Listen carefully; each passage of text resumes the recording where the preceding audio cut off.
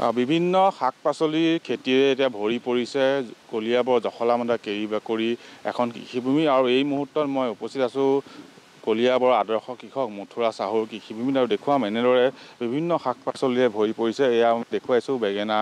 গছত এনেদৰে বেঙেনা লাগি আছে আৰু তাৰ সমান্তৰালকৈ দেখুৱাম এইদৰে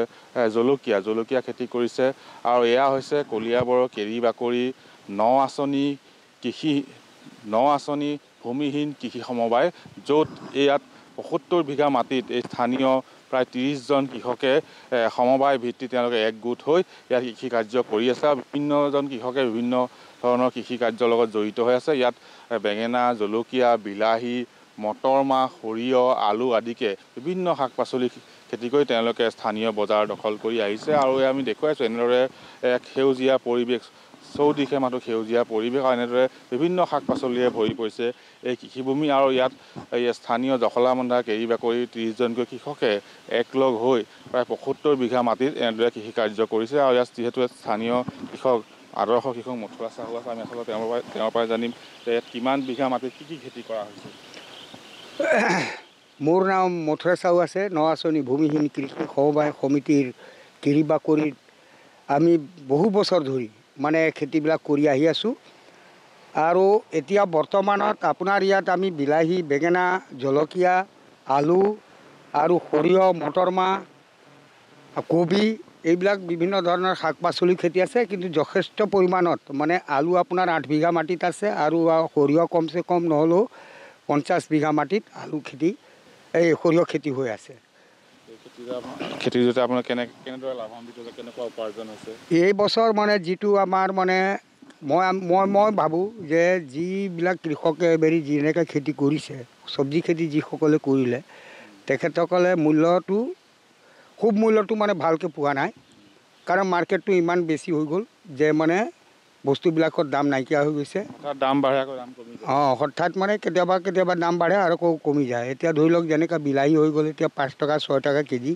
বেঙেনাও গৈছে ৬ টকা ৭ টকা কেজি, জলকীয়াও তেনেকৈ আছে ২০ টকা ১৫ টকা কেজি গৈছে মাজতে, মটৰ মাহো তেনেকুৱা ১৫ টকা ২০ টকাৰ ওপৰত যোৱা নাই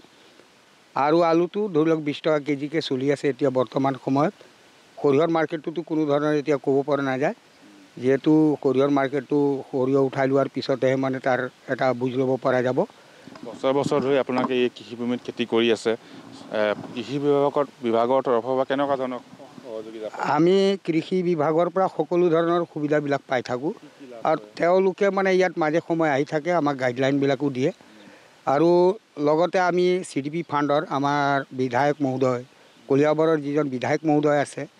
তেখেতে আমাক মানে বহুত ধৰণৰ সুবিধা আগবঢ়াইছে, তেওঁক মই ধন্যবাদ দিছোঁ আজি আপোনালোকৰ যোগেদি। আৰু লগতে অসম চৰকাৰ মুখ্যমন্ত্ৰী হিমন্ত বিশ্ব ডাঙৰীয়া তেওঁক মোৰ ধন্যবাদ জনাইছোঁ, যিহেতু তেওঁৰ সফলতাৰ কাৰণে আজি আমি বহুতখিনি সুবিধা লাভ কৰিবলৈ পাইছোঁ। যেনেকৈ পাৱাৰ ফেঞ্চিং দিলে, ডায়েৰী দিছে, ঘৰ দিছে, গোহালি বনাই দিছে, আকৌ গুদাম ঘৰ দিলে। এনেকৈ মানে থ'বৰ কাৰণে আমাৰ বহুত আগতে অসুবিধা হৈ আছিলে, বৰ্তমান এতিয়া আমাৰ তেনেকৈ কোনো ধৰণৰ অসুবিধা নহ'ব বুলি মই ভাবি লৈছোঁ, কাৰণ আমাৰ এতিয়া গুদাম হৈ গ'ল, গুদামটো সম্পূৰ্ণৰূপে হৈ উঠিছে আৰু এতিয়া আমি তাত মানে যেনেকৈ সৰিয়হ হ'ল, আলু হ'ল আমি ষ্টকত থ'ব পৰা যাব বুলি আমি সেইটো এটা সুবিধা পাইছোঁ। নিশ্চয়কৈ মই দেখুৱাই যে কৃষি কাৰ্য কৰিছে তেওঁলোকে, তাৰ লগতে তেওঁলোকে যিসমূহ তেওঁলোকৰ কৃষিভূমিৰ পৰা উৎপাদিত শাক-পাচলি, আলু আদি, পিঁয়াজ আদিকে ধৰি যিসমূহ তেওঁলোকে শাক-পাচলি খেতি কৰে সেয়া ৰাখিবৰ কাৰণে গুদাম নিৰ্মাণ কৰিছে। সেই ক্ষেত্ৰত চৰকাৰে সহযোগিতা আগবঢ়াইছে, তেওঁলোকে গুদাম নিৰ্মাণ কৰি দিছে বা এই কৃষিভূমি এই বন্যপ্ৰাণী বা অন্যান্য জীৱ জন্তুৰ পৰা কৃষিভূমি ৰক্ষা কৰিবলৈ খেতিৰ চাৰিওফালে পাৱাৰ ফেঞ্চিঙৰ ব্যৱস্থা কৰিছে আৰু এনেদৰে এইসকল কৃষকে চৰকাৰী সা সুবিধাৰ মাজতে বিভিন্ন সময়ত তেওঁলোকে বিভিন্ন ধৰণৰ সা সুবিধা লাভ কৰিছে আৰু তাৰ মাজত তেওঁলোকে কৃষি কাৰ্য কৰি গৈছে আৰু তেওঁলোকৰ কৃষিভূমিৰ পৰা উৎপাদন কৰিছে বিভিন্ন ধৰণৰ পাচলি আৰু বজাৰত তেওঁলোকে সেইসমূহ বেছি তেওঁলোকে উপাৰ্জন কৰিবলৈ সক্ষম হৈছে আৰু প্ৰতি বছৰে এনেদৰে এই যি কৃষিভূমি আছে ইয়াত বিভিন্ন ধৰণৰ শাক-পাচলি খেতি কৰি তেওঁলোক লাভান্বিত হৈছে আৰু উপাৰ্জন কৰিছে, পৰিয়াল পোহপাল দিছে আৰু এনেদৰে দেখা গৈছে কলিয়াবৰৰ এই কেৰিবাকৰি ৯ ভূমিহীন কৃষি যি সমবায় সমিতি আছে তেওঁলোকে ইয়াত প্ৰায় ৩০জনকৈ খেতিয়কে প্ৰায় ৭০ বিঘাৰো অধিক কৃষিভূমিত বিভিন্ন ধৰণৰ শাক-পাচলি কৰি লাভান্বিত হোৱা পৰিলক্ষিত। আপুনি বিচৰা বাতৰি পাব কেৱল নিউজ 18 এপত। নিউজ 18 এপ ডাউনলোড কৰিবলৈ স্কেন কৰক এই QR কোড।